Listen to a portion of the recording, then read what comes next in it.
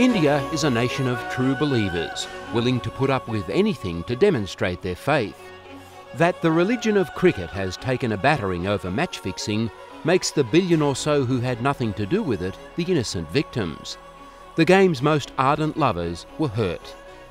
They are saying they are breaking his heart.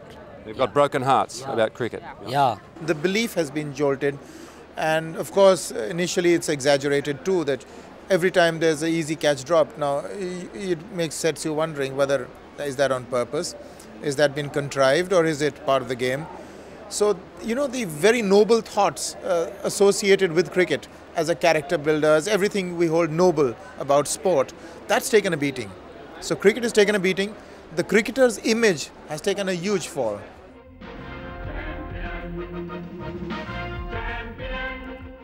Casting a cricketer as a villain is unheard of in India, but in the cricket soapy Champions, no less than India's captain resigns under mysterious circumstances.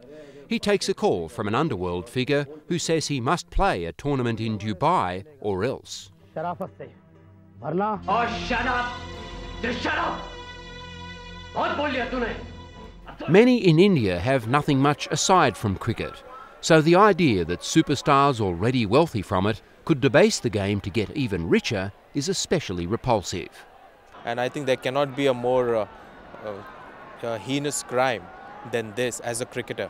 To get involved in match fixing and walking into a stadium and trying your best to lose the game. I think there cannot be a worse crime. The unfortunate effects of that greed are being felt here in India just where people can't afford it, in places like these one-room cricket equipment manufacturers who are making gear to send around the world on margins as thin as a bee's wing. Making his bats for about $2.50, Lakinder Singh had to put off workers when the match-fixing scandal emerged.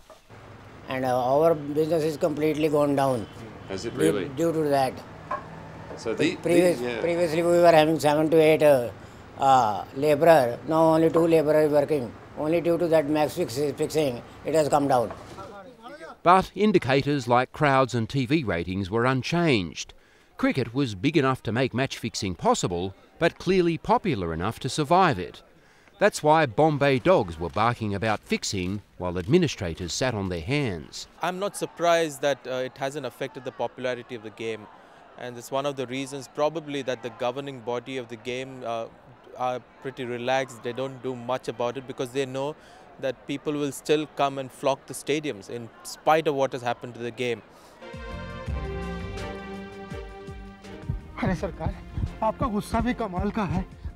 Back to our champion Soapy, and the Indian team physiotherapist on the left is a lackey for the bookmakers, closely paralleling the real-life conclusions drawn by India's cricket investigators. But only Mohammad Azharuddin and RJ Jadeja got life bans. It's not often where you get intelligence agencies, income tax departments, enforcement directors, all getting together to try and clean up a problem.